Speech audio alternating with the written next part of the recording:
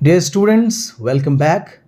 आज हम लोग पढ़ने वाले हैं सरोजिनी नायडू की एक बहुत ही ब्यूटीफुल पोएम और इसका नाम है ऑटम सॉन्ग। ऑटम सॉन्ग जो है वो सरोजिनी नायडू की बहुत ही मीनिंगफुल और बहुत ही इम्पॉर्टेंट पोएम है जो लाइफ चेंजिंग है। लेकिन सबसे पहले नायडू के बारे में हम लोग जानते हैं। तो सरोजिनी नायडू को द नाइटिंगेल ऑफ इंडिया कहते हैं। इनका जन्म 13 फरवरी 1879 को हुआ था और इनकी डेथ 2 मार्च 1949 में हो गया। वो एक इंडियन पॉलिटिकल एक्टिविस्ट रही हैं।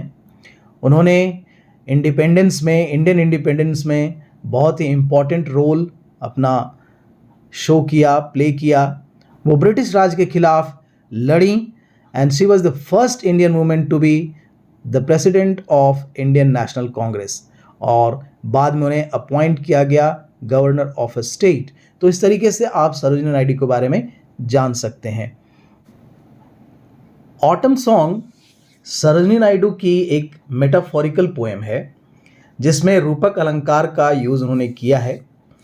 इसमें पोइट जो हैं वो कंपेयर करती हैं ऑटम सीजन को अपने हार्ट के कंडीशन से, जब वो एक सपना खो देती हैं।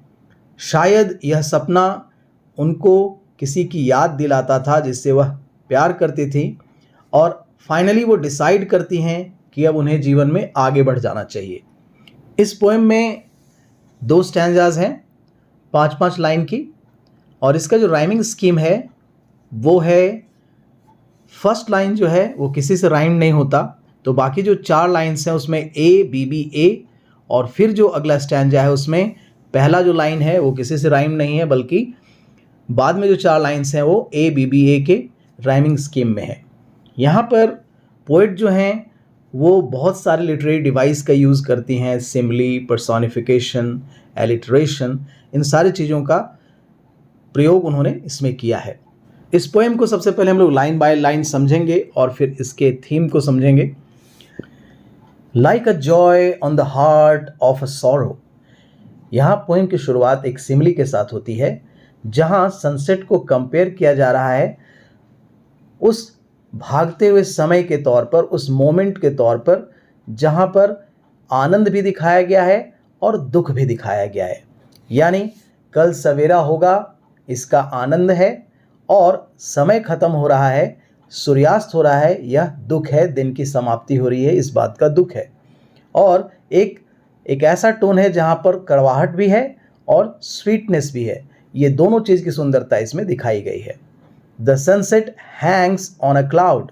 यहाँ जो सूर्य का अस्त हो रहा है, सूर्यास्त हो रहा है, वो डिस्क्राइब किया गया है जैसे कि सूरज जो है वो टंगा हुआ है बादलों के बीच और एक ब्यूटीफुल ट्रांजिएंट सीन को दिखाया जा रहा है आसमान में।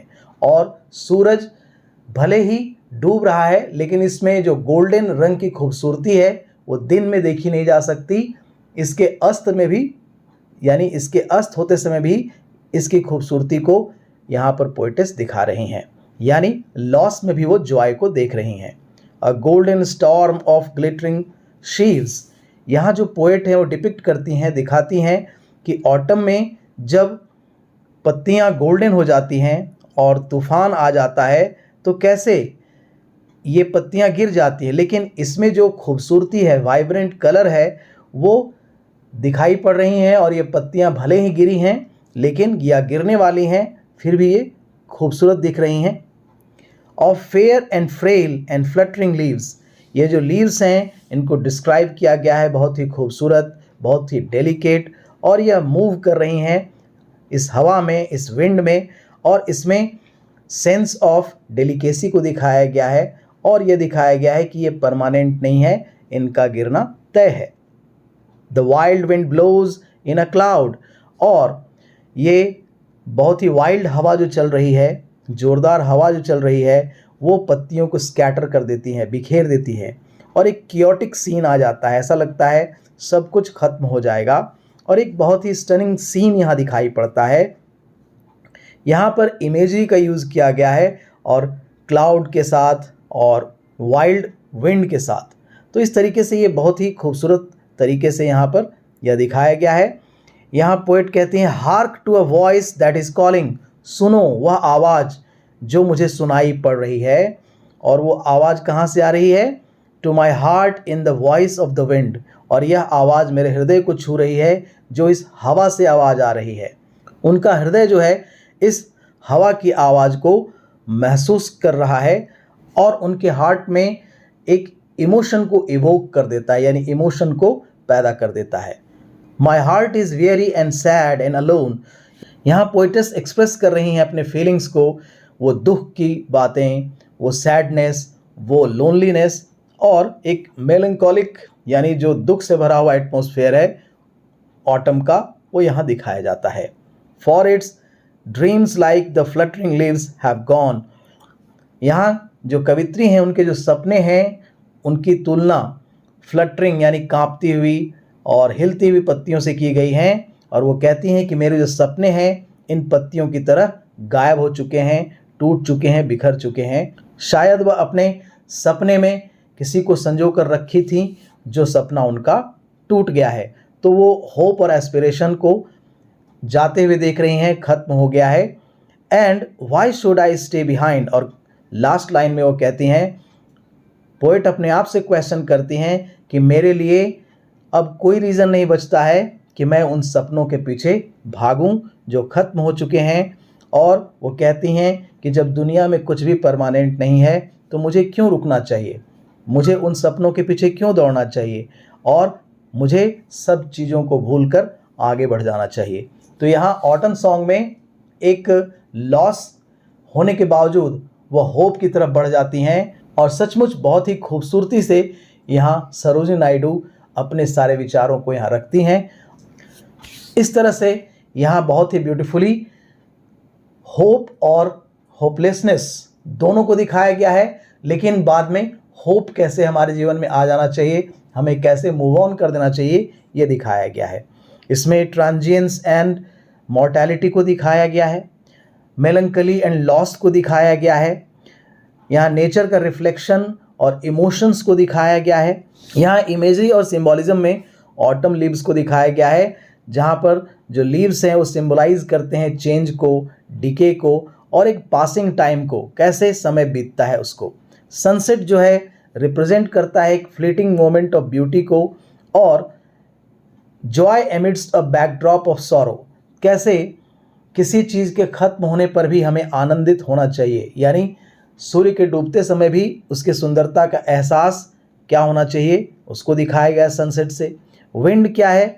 विंड जो है यहाँ एक मेटाफर की तरह प्रेजेंट किया गया है, जो पोएट के इमोशनल स्टेट को दिखाता है, और जो अपने वॉइस की मदद से पोएट के हार्ट में एक सेंस ऑफ लॉस को दिखाता है, बाद में यह इमोशन को भी इवोक करता है। तो इस तरीके से यह पोएम बहुत ही मीनिंगफुल है। यहाँ राइम एंड रिदम इस पोएम में आप देख सकते हैं, जहाँ पर एक लिरिकल क्वालिटी दिखाई पड़ती है, इसमें रेगुलर रिदम्स और स्कीम भी दिखाई पड़ता है, और म्यूजिकलिटी इसमें फ्लो होता हुआ दिखाई पड़ता है। तो इस तरीके से इमोशनल टोन को भी आप देख सकते हैं। यहाँ बीटर और स्वीट दोनों चीज़ों को एक साथ दिखाया गया है। आप इंट्रोस्पेक्शन कर सकते हैं, खुद के अंदर झांक कर देख सकते हैं और महसूस कर सकते हैं, पर्सनल फीलिंग को भी महसूस कर सकते हैं, उस लॉस को महसूस कर सकते हैं, और यह नेचर से कनेक्ट होकर आप हैप्पीनेस को जोड़ सकते हैं। तो इस तरीके से फाइनली हम क्या पाते हैं कि ऑटम सॉन्ग जो है वो सरोजिनी नायडू का एक बहुत ही पॉइगनेंट और एक इवोकेटिव पोएम है, जो इवोक करता है इमोशंस को। इसमें इमेजरी देखने को मिलता है, थीम्स ऑफ ट्रांजिएंस है, यानी मॉर्टैलिटी को दिखाता है, लॉस को दिखाता है, और इसके विभिन्न और तरह तरह के डिस्क्रिप्शन से पता चलता है कि इसमें लिरिकल लैंग्वेज का यूज़ किया गया है, इसमें नेचुरल ब्यूटी है, सॉरो और चेंजिंग सीजन को दिखाया जाता है। इस तरीके से यह कविता जो है एक बहुत ही माइंड ब्लोइंग पोएम हमारे सामने दिखाई पड़ती है। तो डियर स्टूडेंट्स, आई होप कि अब आप समझ गए होंगे कि इस कविता में क्या स्पेशल है। चलिए मिलते हैं अगले वीडियो में। Till then bye bye.